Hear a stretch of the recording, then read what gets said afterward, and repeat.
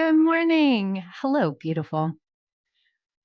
I have a short and sweet episode for you today about how income tax rates work because they're actually really confusing. So I want to share that with you. I want to talk to you about what income tax rates are. So it seems like it should be a thing that's simple, and yet it actually is not. So what's got this on my mind is that I'm hosting this workshop for the people in Money Bootcamp this week, and we're going to be talking about estimated quarterly taxes.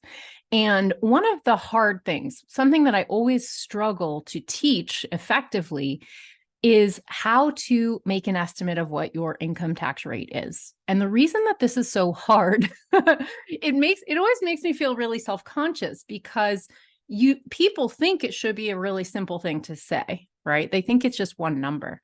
And the reality is it's actually quite sliced up and quite complex and very difficult to calculate. And so this thing that people think should be easy and is actually hard, I really struggle teaching a good way to get your brain around making an estimate for what your income tax rate is. And one of the reasons this is so important is when you are making calculations every quarter based on the profit of your self-employment, you have to make a calculation for the tax you owe for that quarter, right? So it's very important. It's very easy to make the calculation for your self-employment tax, right? Because that's a flat rate and that is the same for everyone.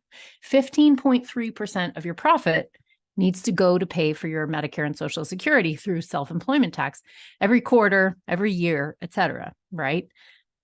Effectively, that rate is also a little more complex than that too. I tend to teach just calculate 15.3% because that is the least confusing for people. Technically, it's more like 14.1% when you actually do the math. And the reason for that is because half of your self-employment tax is actually deductible. So it's actually a little bit lower. It's a shade lower. But the hard one is calculating your income tax rate. And one of the reasons that is so hard, there's several reasons. One of the reasons that's so hard is that you're paying estimated quarterly taxes in the current year, and you do not yet know your tax rate for the year because you have not filed your tax return. That tax return does not get done until the following year. So you have to calculate an estimate of your tax rate on your profit to come up with your quarterly tax payments as we go through the year. And yet you don't actually know what your rate will be. You have to take a stab in the dark. Then layer onto the fact that income tax rates are actually not intuitive at all, because we have a thing called a graduated income tax rate system. I'm about to explain what that means. So not every slice of your income is taxed the same way. And so for that reason, picking a number to calculate against your profit to determine what your income tax is on that profit is a little harder than you think. Now, actually, the good news is there are online calculators that will help you do this. And I think really that's probably the better way to teach this instead of saying like, here, take a guess between 10 and 20%, which is what I tend to say. I think I should probably say, here's a link to an online calculator because that's a little bit more the accurate thing.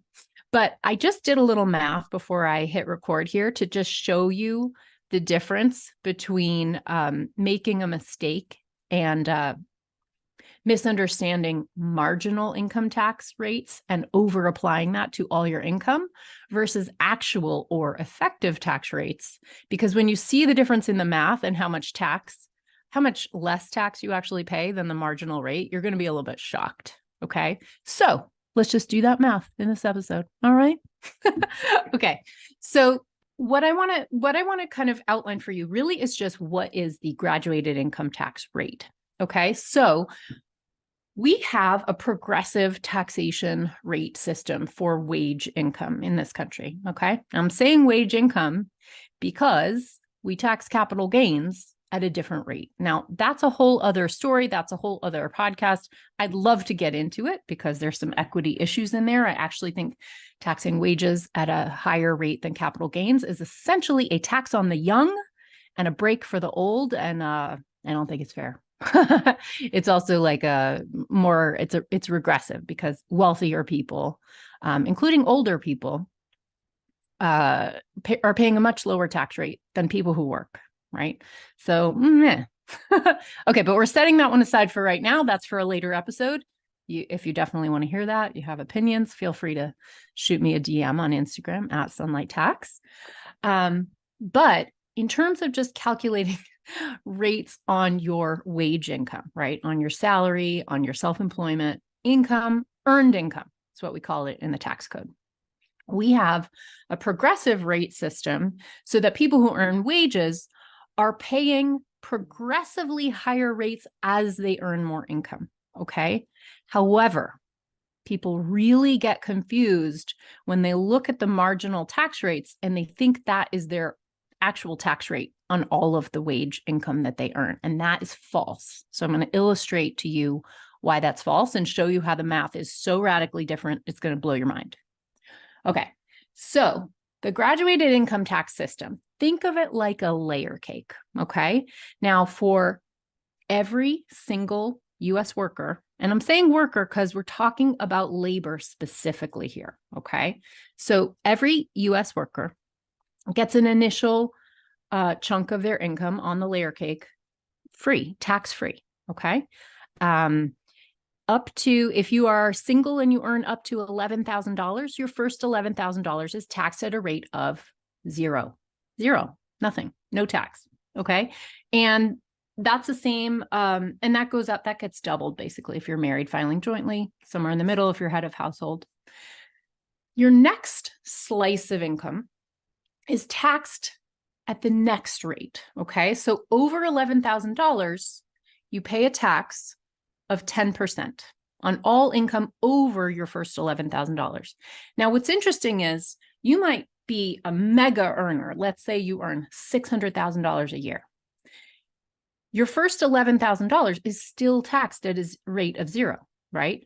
A person who earns $12,000 for a year, which is, a dramatically lower salary, they're paying the same zero rate on that first $11,000, right? So both people, the wealthy person and the impoverished person, these two people both are paying zero on their first $11,000 of income, right? Now, that person who only earns $12,000 a year has $1,000 more dollars, and that $1,000 is taxed at the next tax rate, 10%, okay? Now, 10% of $1,000 is $100. So on $12,000 of earning, that's $100 of tax, right? It's not that much, right? Most of that person's income is not taxed, okay? And this is how we give a bigger benefit to a person who has less amount of dollars, which is very important because people who have lower incomes spend a far greater percentage of their money, usually close to 100% of it, on the basic necessities. They need every single dollar to pay for shelter, food, clothing, etc., right? Whereas a wealthier person starts to have more leeway with their money. The top dollars they are putting into IRAs and college funds and wonderful things like that, that I wish we all were able to access, okay? So the next slice of the layer cake is taxed at 10%. The next slice of the layer cake is taxed at 12%. Then there's a jump and it goes to 22%. That jump happens when your income goes over $44,725 for 2023, in case you're curious. So, close to $45,000, then that money is taxed, kind of jumps up. Then 24%, then 32%, then 35%, then 37%. Those are all of the rates, but each rate is only applied to one sliver of your income. So that person who earns over $600,000, their marginal tax rate is 37%, the highest maximum rate.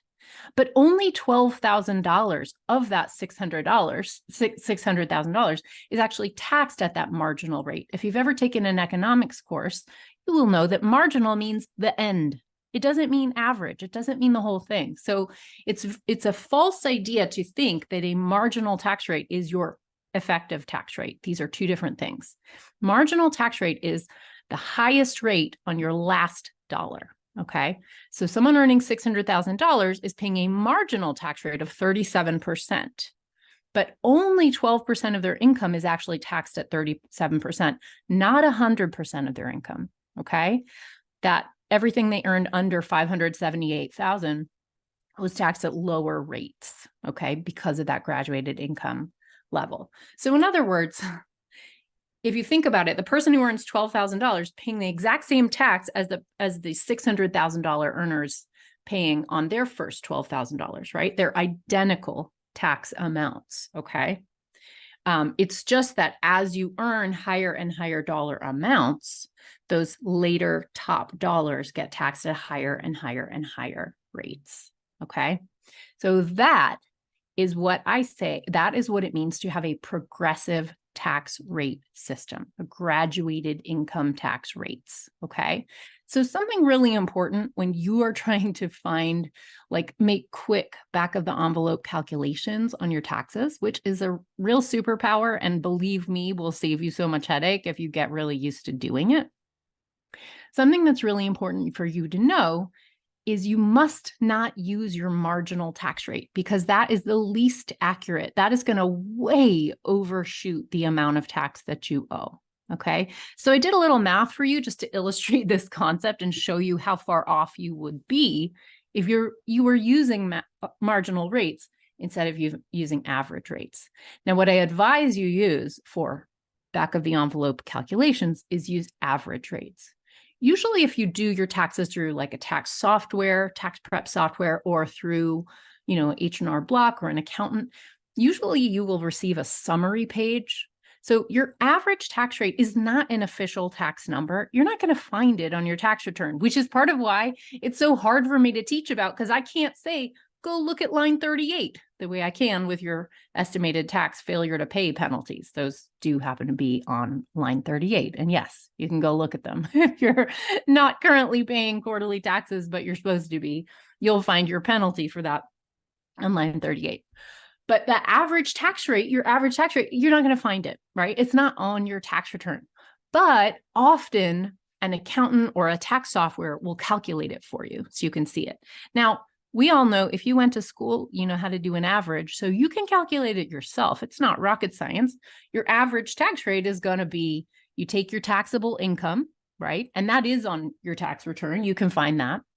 And you divide it by your total tax, right? Or sorry, divide your total tax by your total taxable income, right? That will give you your average tax rate. Okay, that's actually going to give you your average income only on your taxable income. Really, your average tax rate is your total income. So your tax divided by your total income is going to be really, so that might even be even more accurate, right? Again, you can see where there's multiple numbers. You can see why people get so confused on this stuff. All right. But I just want to give you an illustration with a really nice round number so you can see where confusing a marginal tax rate with an average tax rate will get you wrong. Okay. So let's take an income of $100,000. Okay. Nice and round. Well, if you're single and you earn $100,000, then your marginal tax rate, in other words, the tax you pay on your very tippity top dollar, is going to be 24%. But that, if you were to mistake your marginal rate for your income tax for your average rate, you would assume that 24% of $100,000 was your tax. That would make your income tax due on that $24,000. Well, I'm here to tell you that is not even close to what you're going to actually pay. So I just plugged $100,000 into an online tax calculator. You can just Google online income tax calculator and you will find one yourself. But if you just plug $100,000 in, you will see that the tax owed on that amount is $8,239. So notice that that's about a third of what the tax would be if you were paying marginal tax rate across all of your income, right? So these numbers are dramatically different. And this is why you want to use an online tax calculator to calculate your tax calculations, or refer to last year's tax return summary page and find your average or effective tax rate, because that will be a much more easy to use, easy to calculate, easy to work with number to make tax calculations for yourself. If you want total accuracy, I'd go to a tax calculator. Ultimately, even the tax calculator is going to be limited by your tax knowledge, right? Because the tax calculator doesn't necessarily know that you bought an electric vehicle and you're going to get a new EV credit this year, right? So your tax return is the ultimate authority in these matters. But if you're doing calculations, year-end stuff, 'tis the season, then this should help you make those calculations for yourself. And for those of you who are struggling to figure out your next estimated quarterly tax payment, hopefully this sheds a little bit of light for you on how to get your head around that tax rate number. So you know how to calculate your self-employment tax. It's going to be 15.3% of your profit, but take that profit and stick it into an online tax calculator or multiply it by your average tax rate, not your marginal tax rate. All right. The other thing that I want to warn you about is a lot of times you will find when you're self-employed that your average tax rate looks very, very high. And when you see that, what's happening is they're including your self-employment tax rate into your average tax rate. Okay. So you got to be careful when you're making quarterly tax payments that you don't double up your taxes and pay twice as high as you need to. If your average, this is why doing the math on your own is a little more empowering because you can see what's actually included in the numbers. If your self-employment tax is already included in that average tax rate, you can just use that one number and not make a calculation separately for self-employment tax and income tax. All right. Okay. Well, we got a little bit in the weeds on this one, but I hope keeping it short and sweet made it nice and digestible for you. All right, everybody. Thanks for listening. Thanks for joining me. All right. I'll see you there. See you, everybody. Bye. Thank you for watching. If you like this video, be sure to like, leave a comment, and subscribe to my channel. I'm so grateful for that. This video is for education and entertainment only. Nothing in this episode should be taken as individual tax or financial advice. You can find all the tools, books, and links I reference at sunlighttax.com/podcast.